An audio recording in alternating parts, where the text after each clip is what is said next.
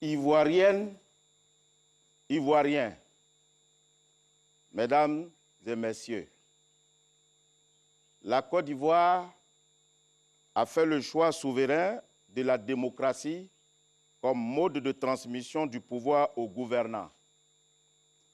Aucune transmission de pouvoir ne peut se faire en dehors de l'élection, c'est-à-dire l'organisation populaire du suffrage du peuple.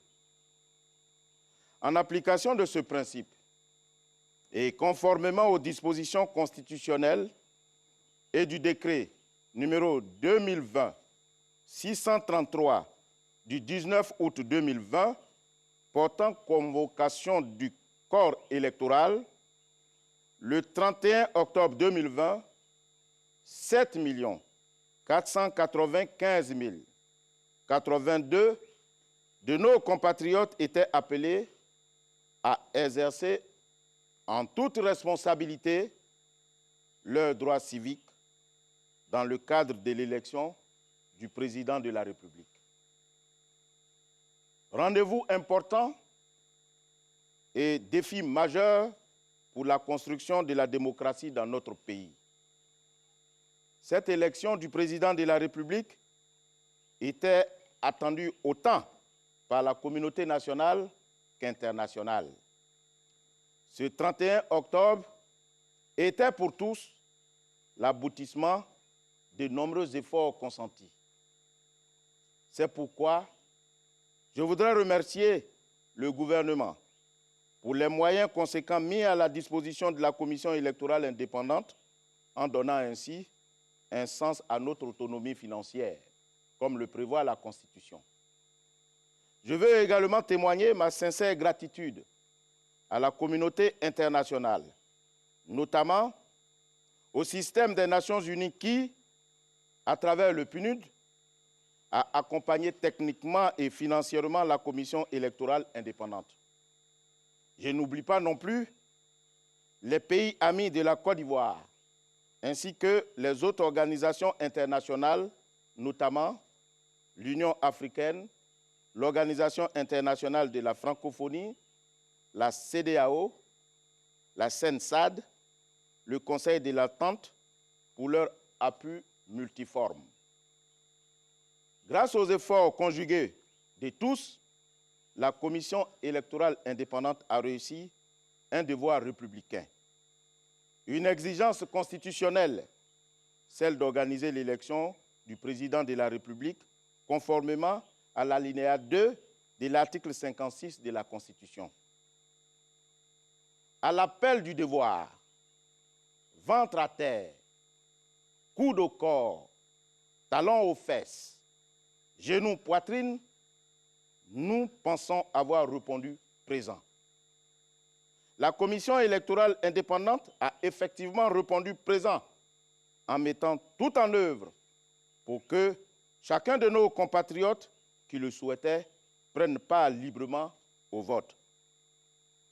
Au terme des opérations de vote, nous avons constaté que globalement, le vote s'est bien passé.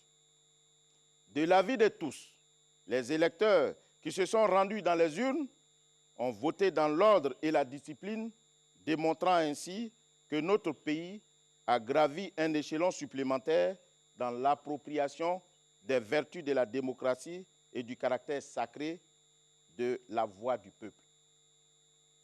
Malheureusement, oui, malheureusement, certains électeurs n'ont pas pu voter en dépit de leur volonté de le faire, en raison des actes de violence observés dans certains départements.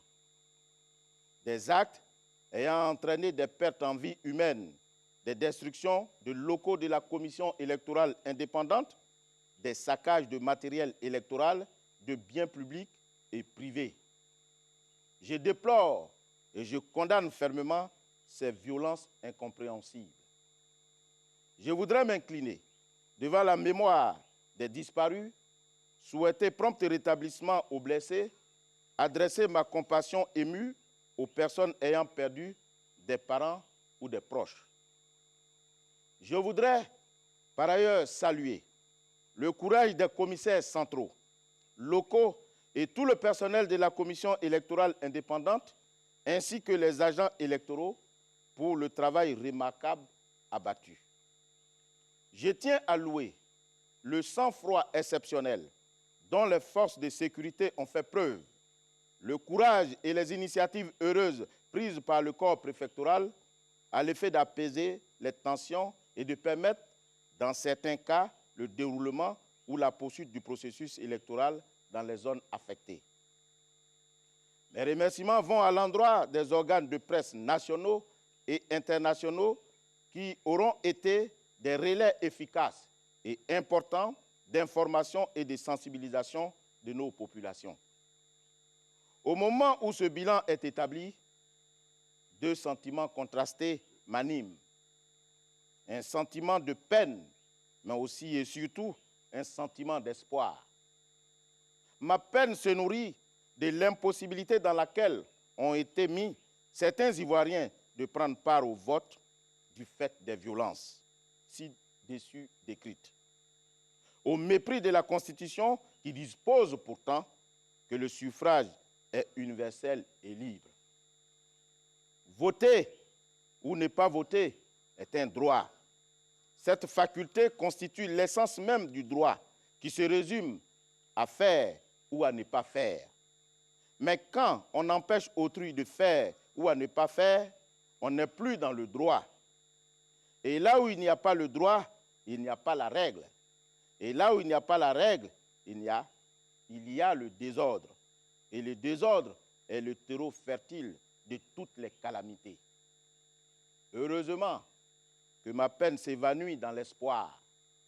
Ma joie vient de ce que les Ivoiriens, dans leur majorité, dans leur grande majorité, ont exprimé leur volonté de recourir au vote pour choisir leur futur président.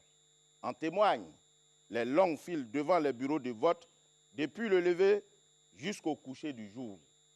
Cette façon de faire est la meilleure parce que conforme à la Constitution qui prescrit que le pouvoir appartient au peuple et le peuple transmet son pouvoir à ses gouvernants par le biais de l'élection. C'est cette élection que la Commission électorale indépendante a organisée le 31 octobre 2020. Elle est donc fondée à proclamer solennellement ce jour les résultats provisoires de l'élection du président de la République du 31 octobre 2020 comme il suit. Bureaux de vote qui ont pu être ouverts, 17 601. Population électorale correspondante, 6 066 441. Votants, 3 269 813. Bulletins nuls, 53 894, soit 1,66%. Bulletins blancs, 35 099, soit 1,09%. Suffrage exprimé, 3 215 909. Taux de participation, 53,90%. Ont obtenu Alassane Ouattara, 3 031 483 voix, soit 94,27%. Afi Nguessan Pascal, 31 986 voix, soit 0,99%. Bédier Kona Aimé Henri, 53 330 voix, soit 1,66%. Kwadio Kona Bertin, 64 011 voix, soit 1,99%. Est donc élu président de la République, M. Alassane Ouattara. Conformément à l'article 59 du Code électoral, la Commission électorale indépendante transmettra au Conseil constitutionnel un exemplaire des procès-verbaux de dépouillement accompagné des pièces justificatives dans les 3 jours qui suivent, à charge pour cette institution de proclamer le résultat définitif. Que Dieu bénisse la Côte d'Ivoire. Je vous remercie.